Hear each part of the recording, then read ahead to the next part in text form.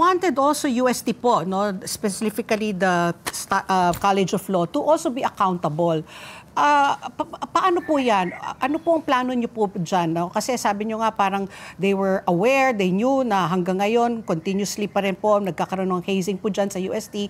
And yet, you know, they turned a blind eye or, you know, they didn't do anything to help stop this practice. So, what are your plans now po? We will be talking about it with, of course, our legal team. And for me here, dapat dati pa sila may ginawa eh. You know, they let all that 7 years pass by. All they did was just suspend the recognition of the fraternities and sororities and all organizations. It is just recently ngayon lang nila binalik yata or they changed some policy. But my point here is 1995 anti-hazing law was enacted. Naging batas na po yan. 1995 8049. Kaya and 1995 Acho was born 1995.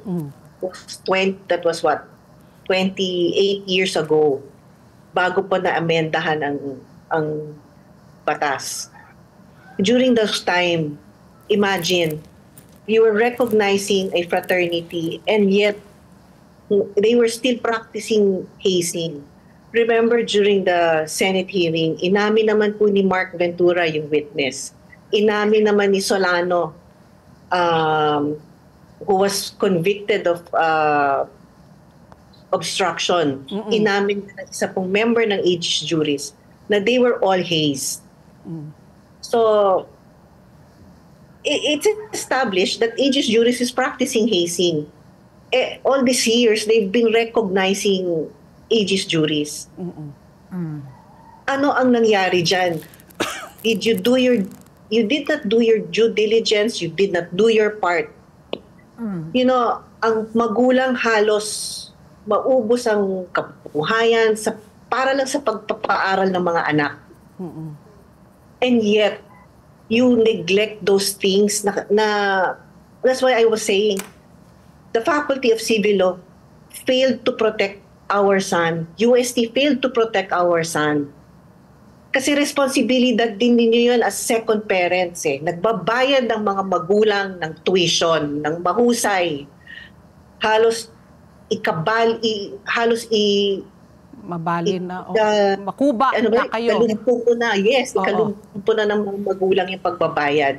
And what we're asking is to create a safe space for our students na wag nang magkaroon ng crime of hazing. Diyan nangyayari sa schools ang recruitment, diyan nangyayari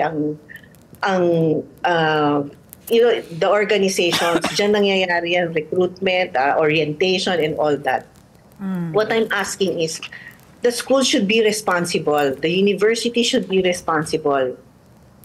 Parang ngayon, there are stricter laws in the anti-hazing law. Dapat naman, tignan ninyo, during initiation, you should be there. During welcoming parties, welcoming rites, or whatever you want to call it, you should be there to safeguard the students na walang physical harm na mangyayari. You know, this saddens me profoundly. Profound yung sadness ko dahil alma mater ko po ang University of Santo Tomas. And then itong action, hindi naman, yung parang yung imahe ng buong reputasyon ng buong universidad ang apektado dahil sa action at desisyon ng iilan. Ang binabanggit nyo, the Dean of the Law School, si UST Dean, Law Dean Nilo Divina should have acted sooner. So in hindsight, dun sa base na rin sa nangyari at pagbabasihan na rin ng ibang universidad kapag nangyari ito sa kanilang sa kanilang paaralan, sa fraternity po nila. Ano yung mas maagap na aksyon na dapat ginagawa ng university personnel and the authorities of the university? Well, okay. unang-una, Dean Divina is also a member of Aegis Jury. Being the dean, or being with his stature, he is a well-known lawyer. He's also a professor. You know, sana he could have suggested sa mga elders of the Aegis Juries na tama na, itigil na natin. Being a lawyer, being a professor, you know, practice what you preach. Parang ganon, di ba? Parang you could have done something. Or for any other, yung mga member din ng ibang fraternities. Maybe it's already time to tell the elders, the founders, you know, let us already stop hazing.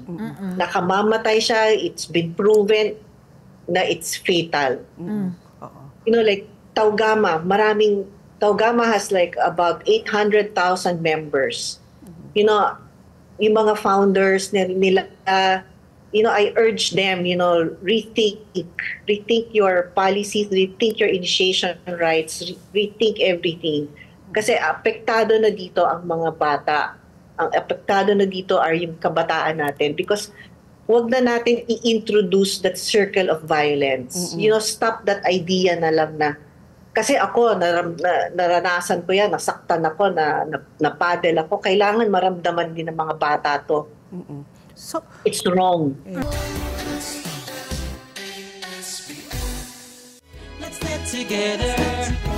Sunday 25. Sunday 25.